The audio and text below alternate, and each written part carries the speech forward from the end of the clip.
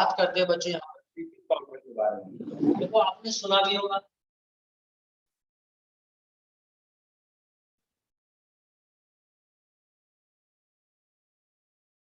ठीक है, आपने सुना भी होगा तो ब्लीचिंग पाउडर के बारे में, है ना जी, या ब्लीच के बारे में सुना होगा। नॉर्मली लोग ब्लीच करवाते हैं, जैसे हेयर्स पे भी ब्लीच करवा लेते हैं, है ना, शेविंग पे ब्लीच करवा लेते हैं, कुछ लोग कपड़ों पे भी ब्लीच करवा लेते हैं, ठीक है जी, बाल ब्राउनिश हो जाते हैं थोड़े से। तो ब्लीचिंग पाउडर बेसिकली इसका फार्मूला है कैल्शियम ऑक्सी क्लोराइड।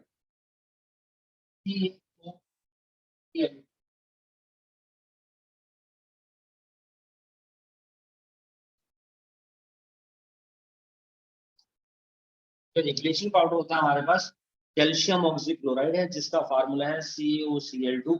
किस तरीके से इसको प्रिपेयर किया जाता है, तो इसके लिए हम लोग यहाँ पर सबसे पहले लेते हैं स्लेक्ट लाइन, हम लोग यहाँ पर कैल्शियम हाइड्रोक्साइड लेंगे और इसके अंदर क्लोरीन मिक्स कर देते हैं। और क्लोरीन जब इसके अंदर मिक्स करेंगे तो फॉर्मेशन हो जाती है हमारे पास CaOCl2 और प्लस H2। तो this is the bleach, bleaching powder होता है हमारे पास यहाँ पर। नॉर्मली एक व्हाइट कलर का पाउडर होता है जिसकी वजह से एक स्ट्रॉन्ग स्मेल आती है। अगर आपने कभी ब्लीच वगैरह यूज करी हो, आप उसको सूंघेंगे उसमें स्मेल आती है। एक तो क्रीम सी होती है, उसमें पाउडर सा डाला जाता है बेसिक, ठीक है ना। तो वो क्लोरीन मिलाया जाता है उसमें, मैं आपको बता दूं, जो आता है ना डब्बी में, जो है वो कैल्शियम हाइड्रोक्साइड होता है और उसमें क्लोरीन मिलाया जाता है जो पाउडर फॉर्म में आता है, ठीक है। उसके बाद वो हमारा ब्लीचिंग पाउडर बन जाता है, उसको फेस पे यूज करते हैं। कितना ज्यादा कलर चाहिए उस हिसाब से उसको यूज करते हैं, जितना ज्यादा कलर चाहिए उतना ज्यादा उसमें पाउडर मिला, है ना, अगर आइडिया हो तो। Bleaching powder is soluble in cold water, ये कोल्ड वाटर में सॉल्युबल होता है। And the small insoluble portion होता है, थोड़ा सा जो घुलता नहीं है उसके अंदर, is left behind in the line present in, ठीक। ब्लीचिंग पाउडर के साथ एक बात हो रहा है कि ये डाइल्यूट एसिड के साथ रिएक्शन करके भी क्लोरीन की फॉर्मेशन करता है। कपड़ों पर ब्लीचिंग की जाती है, हम लोग जब कपड़ों के ऊपर ब्लीचिंग करते हैं, मान लीजिए किसी कपड़े के ऊपर डाई करवाना है, मान लीजिए ब्लू टी शर्ट काफी पुरानी हो गई, मैं कह रहा ऐसी सेम मिल जाए मजा आ जाए, मिल नहीं रही, मैं चाहता हूँ रेड कलर में मिल जाए, वही वही वही, और नहीं मिल करेगा तो मैं इसको पहले ब्लीच करवा लूंगा, ठीक है जी। ब्लीच से क्या होगा, ऐसा कलर हट जाएगा, पूरा व्हाइट हो जाएगा, और उसके बाद उसको डाई करवा देंगे रेड कलर से, तो ये रेड हो जाएगी दोस्तों। इस तरीके से किया जाता है, ठीक है जी। तो इसको हम लोग यहाँ पर देखते हैं क्लोथ इंडस्ट्री के अंदर यूज किया था, पहले ब्लीच किया था ब्लीचिंग पाउडर से, और अनब्लीच के साथ आप उसको कंपेयर करेंगे तो भी थोड़ा सा लाइट हो जाता है। मान लो अगर ऐसा भी हो, जैसे सेम कलर की दो शर्ट्स, तो उसको ब्लीच कर दो, एक लाइट हो जाएगी और एक हमारी डार्क रहेगी। इट्स आल्सो हैपन, ये भी हो सकता है, ठीक है जी। तो ब्लीचिंग पाउडर यहाँ पर इसके साथ रिएक्शन करेगा, H2SO4 है वो भी डाइल्यूट फॉर्म में है, तो हमारे पास फॉर्मेशन होती है जी कैल्शियम सल्फेट CaSO4 प्लस में क्लोरीन और प्लस में H2। तो क्लोरीन यहाँ से हम लोग क्या देखते हैं जी, उड़ जाता है, जिसकी वजह से भी कलर चेंज हो जाता है। तो bleaching powder is treated with an excess of dilute acid, तो all the chlorine present in it is liberated, सारा निकल गया, ठीक है जी। उसकी वजह से हम लोग देखते हैं कि जो एक्शन होता है डाइल्यूट एसिड का ब्लीचिंग पाउडर को ब्लीचिंग एजेंट की तरह काम करता है। जो रियल ब्लीचिंग एजेंट होता है वो प्रेजेंट होता है ब्लीचिंग पाउडर में, वो आपका और कुछ नहीं है बच्चों, वो क्लोरीन है, जिसकी वजह से ऐसा होता है। मैंने आपको बताया ना, जो ब्लीच आप फेस वगैरह पे यूज करते हैं, ठीक है, तो जितना ज्यादा उसमें क्लोरीन डालेंगे उतना ही ज्यादा ब्लीचिंग होगी उसके अंदर, ठीक है। तो bleaching action of chlorine is due to its oxidizing property, क्योंकि उसकी ऑक्सीडाइजिंग प्रॉपर्टी होती है क्लोरीन की, जिसकी वजह से ऐसा होता है। बाकी यूज क्या है, कॉटन इंडस्ट्री में, लाइनिंग में, टेक्सटाइल इंडस्ट्री में यूज करते हैं ब्लीच करने के लिए। उसके अलावा जो वुड पल्प होता है उसको भी पेपर इंडस्ट्री में यूज किया, जैसे आपके पास एक रजिस्टर है, मान लीजिए व्हाइट पेपर है, फेयर रजिस्टर, एक आते हैं रफ रजिस्टर, है ना, बिल्कुल। तो रफ रजिस्टर थोड़ा सा सस्ता आता है क्योंकि उसी पेपर को रिसाइकिल करके बनाओ। अब उसी में थोड़ा सा ब्लैक होता है, उसी में थोड़ा सा एक और रफ रजिस्टर आएगा, लेकिन वो प्योर व्हाइट नहीं होगा, लेकिन ब्लैक भी नहीं होगा, थोड़ा सा लाइट होगा, तो उसको ब्लीच कर दिया जाता है। और ज्यादा ब्लीच कर तो येलोइश हो जाता है, लेकिन व्हाइट नहीं होता। तो उस हिसाब से उसके पैसे बढ़ते रहते हैं हमारे। तो ये भी ब्लीच के थ्रू ही बनते हैं, तो वुड पल्प वगैरह लॉन्ड्री वगैरह के अंदर यूज किया जाता है, यहाँ पर वॉश करनी है, प्रेस करनी है।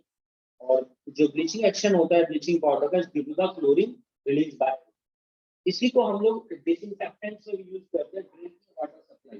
पानी जो आता है हमारे घरों में, जो एमसीडी का पानी आता है, तो वहां पर भी क्लोरीन डाल दिया जाता है पानी में, जो एज अ डिसइंफेक्टेंट यूज होता है, just for making drinking water free from germs. Germs से वो बचा रहे। आपने कई बार क्या होगा, टैप ऑन करी, डायरेक्ट का जो पानी आ रहा है गिलास में, भले आप देखोगे वो व्हाइट व्हाइट सा रहता है, और उसके थोड़ी देर बाद वो नॉर्मल होता है, ठीक है, झाग सा बनता है और व्हाइट व्हाइट सा पार्टिकल से दिखेंगे तुम्हारे को, फिर वो नॉर्मल होता है, बैठ जाता है थोड़ी देर के लिए, वो अनडिस्टर्ब रहता है। तो क्लोरीन होता है। देखो क्लोरीन की इनटेक हार्मफुल ऐसे नहीं होती, मैं आपको बताऊं, क्लोरीन की इनटेक हार्मफुल इस तरीके से नहीं है। नॉर्मली क्या होता है कि क्लोरीन जो है वो जर्म्स बैक्टीरिया, तो उसमें काम हो गया, क्लोरीन वाटर के साथ मिक्स है, तो इस वजह से वो हार्मफुल नहीं है। क्लोरीन हमारी बॉडी में ऑलरेडी होता है और हमें उसकी जरूरत भी होती है, but chlorine basically is a micro nutrient. Chlorine हमारी बॉडी में एक माइक्रो न्यूट्रिएंट है, और अगर वो हमारे लिए हार्मफुल कब है, जब आप उसको एक्सेस में लेते हैं, ठीक है। तो एक तरीके का सॉल्ट है, एक तरीके का आपका जो एलिमेंट है हमारी बॉडी में इकट्ठा हो रहा है, और बहुत सारी जो मेडिसिन होती है उनके अंदर भी क्लोरीन यूज होता है, वो हम लोग लेते हैं। अब आप सोचिए, ऐसा बोला गया है कि कुछ सर्वे के अकॉर्डिंग कि आप दिल्ली के अंदर रह रहे हैं और इतना पानी में आपका जो इतना क्लोरीन मिला हुआ, इतना क्लोरीन आप लोग ऑलरेडी खा चुके हैं, पी चुके हैं, कि 2025 के बाद आपकी बॉडी के ऊपर कोई भी एंटीबायोटिक काम करना बंद कर देगी। ऐसा ही होता है। किस तरीके से कॉन्सेप्ट क्या है समझ लीजिए। भाई मान लीजिए आप कहीं पर दिखा रहे हो और आपने जो हैवी पावर की दवाइयां ले ली, ठीक है, तो आपको पता है कम पावर की दवाइयां आपकी बॉडी के ऊपर काम नहीं करेगी, आपको नेक्स्ट टाइम उससे ज्यादा हैवी पावर की ही मेडिसिन चाहिएगी। तो जो अच्छे डॉक्टर होते हैं वो आपको लो पावर की दवाइयां 5 mg देंगे, 10 mg देंगे, है ना, क्योंकि ज्यादा अगर mg की देते हैं तो स्टेरॉइड्स जो होते हैं, बिल्कुल स्टेरॉइड्स को इसीलिए अवॉइड किया जाता है। बल्कि स्टेरॉइड्स तो मैं कहता हूँ, अगर 10 mg के भी स्टेरॉइड्स होते हैं ना, वो भी हार्मफुल होते हैं। अभी बहुत सारे लोग स्टेरॉइड्स लेने के कारण ही हार्ट अटैक में, कोरोना के चक्कर में चल बसे। उसका भी रीजन यही था, क्योंकि बॉडी के अंदर ये इम्पैक्ट डालते हैं, बॉडी के अंदर जो माइक्रो न्यूट्रिएंट है वो मैक्रो न्यूट्रिएंट्स की फॉर्म में आ रहे हैं। सोचो, आपको भूख है 2 रोटी की और आप खा जाओ 15 रोटी, क्या होगा? पेट ऐसे निकल जाएगा, गली में चक्कर काटते फिरोगे, हालत खराब रहेगी, जब तक पचेगा नहीं, ठीक है ना। जब तक बैलेंस हो रहा है, खाना में डाल के बड़ी दिक्कत है, लेना पड़ेगा। तो ये चीजें रहती है। तो जर्म्स बैक्टीरिया को मारने के लिए लगे क्लोरीन का जो इंटेक है वो हार्मफुल करती है, जब वो ज्यादा अमाउंट में होता है। तो हमारी जो पानी है उसके अंदर क्लोरीन होता है, जर्म्स बैक्टीरिया को मारने के लिए, ठीक है। इतना भी हार्मफुल नहीं है उसका, लेकिन पहले काफी ज्यादा था। और अब बताओ, जो एमसीडी कहती है कि दिल्ली के अंदर जो पानी आ रहा है, उस वाटर की जो टीडीएस वैल्यू है वो लगभग 200। डब्ल्यूएचओ कहती है कि अगर 100 तो होनी चाहिए, मस्त है।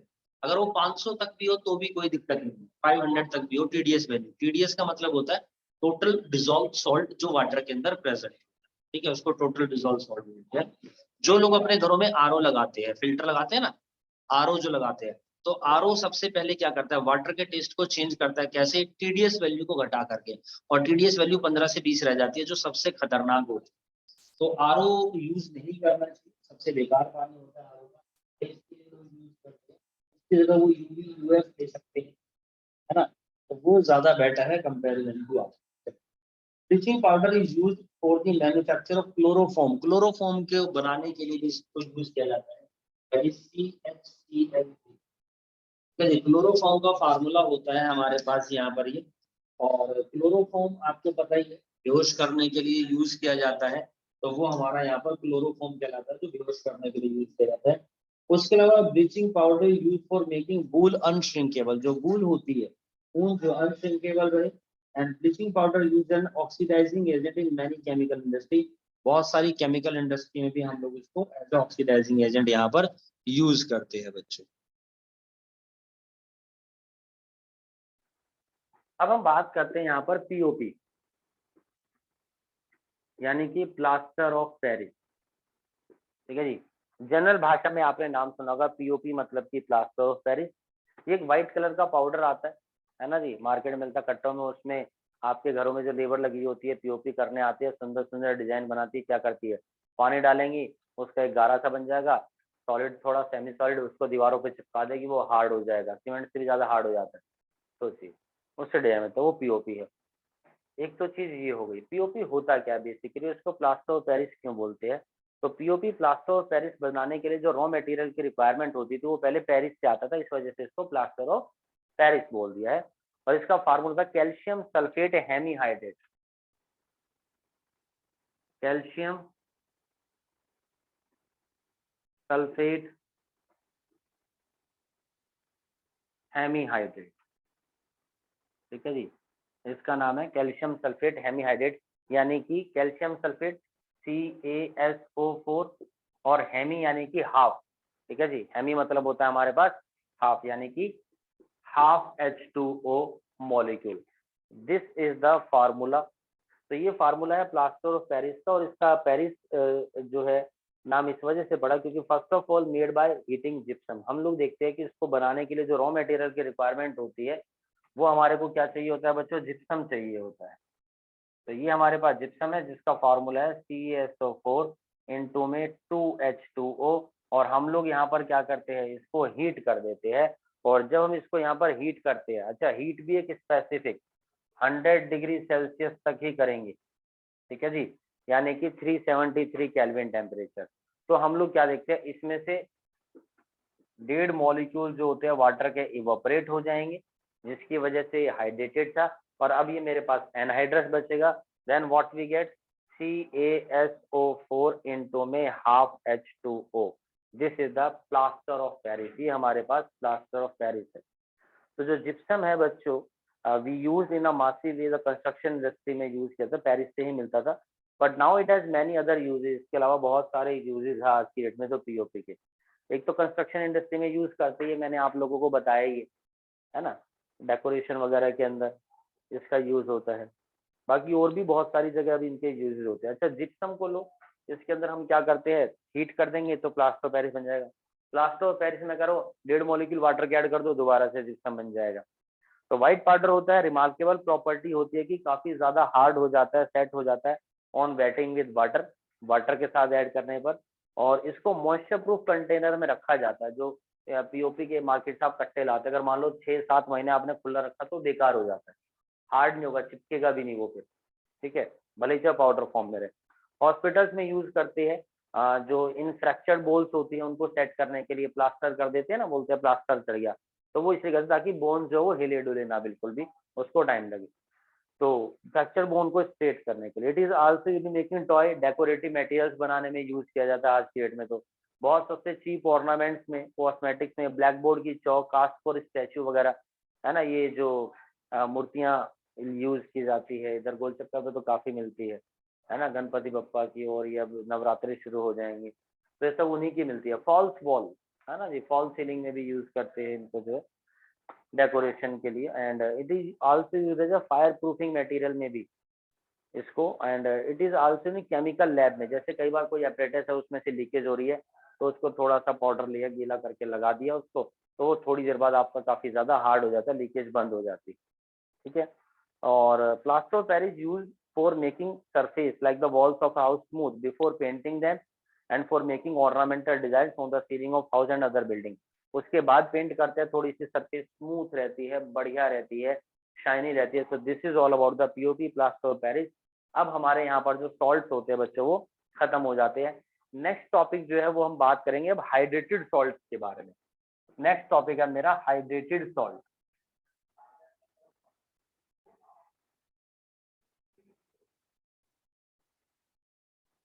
अब देखिए हाइड्रेटेड सॉल्ट से मतलब क्या है, हाइड्रेटेड सॉल्ट मतलब ऐसा सॉल्ट जिसमें वाटर मॉलिक्यूल हो, वो सॉल्ट मेरा हाइड्रेटेड सॉल्ट कहलाएगा। और उसी को हम लोग यहाँ पर बोलते हैं water of crystallization. This is the water of crystallization, इसी को यहाँ पर वाटर ऑफ क्रिस्टलाइजेशन बोला जाता है। तो कहने का मतलब क्या था, water molecule which form part of the structure of a crystal, है तो वाटर मॉलिक्यूल लेकिन क्रिस्टल फॉर्म में किसी भी सॉल्ट के अंदर, उसी को वाटर ऑफ क्रिस्टलाइजेशन बोला जाता है। The salt which contain water of crystallization, उसको हाइड्रेटेड सॉल्ट भी हम लोग बोल देते हैं। मान लो कैल्शियम सल्फेट है, CaSO4 sulphate family, salt family, अब इसके अंदर वाटर मॉलिक्यूल, तो लेकिन है ये हमारे पास क्रिस्टल फॉर्म में है, सॉलिड फॉर्म में है, पाउडर फॉर्म में है, ये मान के चलिए। तो हमारे पास ये हाइड्रेटेड सॉल्ट है या वाटर ऑफ क्रिस्टलाइजेशन बोला गया है। इसको हीट करके हम यहाँ से वाटर निकाल देंगे, तो अब ये जो सॉल्ट बच जाएगा CaSO4, ये कहलाएगा एनहाइड्रस सॉल्ट, है अभी भी सॉलिड फॉर्म में लेकिन एनहाइड्रस है, वाटर मॉलिक्यूल नहीं है इसके अंदर, भले ही चाहे वो हमारे पास किसी भी फॉर्म में यहाँ पर अवेलेबल होता हो। जैसे मेरे पास है CuSO4, अब ये कॉपर सल्फेट है, लेकिन इसी के अंदर 5 मॉलिक्यूल्स ऑफ वाटर के यहाँ पर है, यानी कॉपर सल्फेट पेंटाहाइड्रेट हमारे पास अगर ये आ जाता है, तो अभी देखो ये हमारे पास कौन से कलर का है बच्चों, ब्लू कलर का है। इसको आप लोग हीट कर देंगे, और हीट कर देंगे तो हम देखते हैं वाटर मॉलिक्यूल 5 मॉलिक्यूल अलग हो जाएंगे हमारे पास, ये अलग हो जाएगा जी 5H2O, और CuSO4 अलग हो जाएगा कॉपर सल्फेट। तो कॉपर सल्फेट अभी भी सॉल्ट है, but it is the anhydrous copper sulphate, जो अब मेरे पास कौन से कलर का होगा बच्चों, व्हाइट कलर का होगा। ठीक है जी, now it is the white colour. CuSO4 into 5H2O को हम किसी और नाम से भी जानते हैं।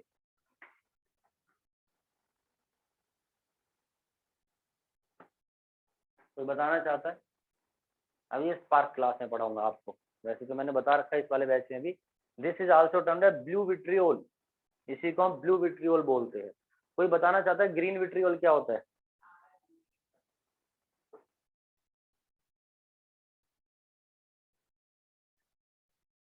आयरन सल्फेट, जी हाँ, very good very good very good, बहुत बढ़िया जवाब दिया है सोमिल आपने। आयरन सल्फेट हमारे पास बिल्कुल ग्रीन विट्रियोल होता है। तो ये हमारे पास एनहाइड्रस सॉल्ट कहलाते हैं, this is the anhydrous salt.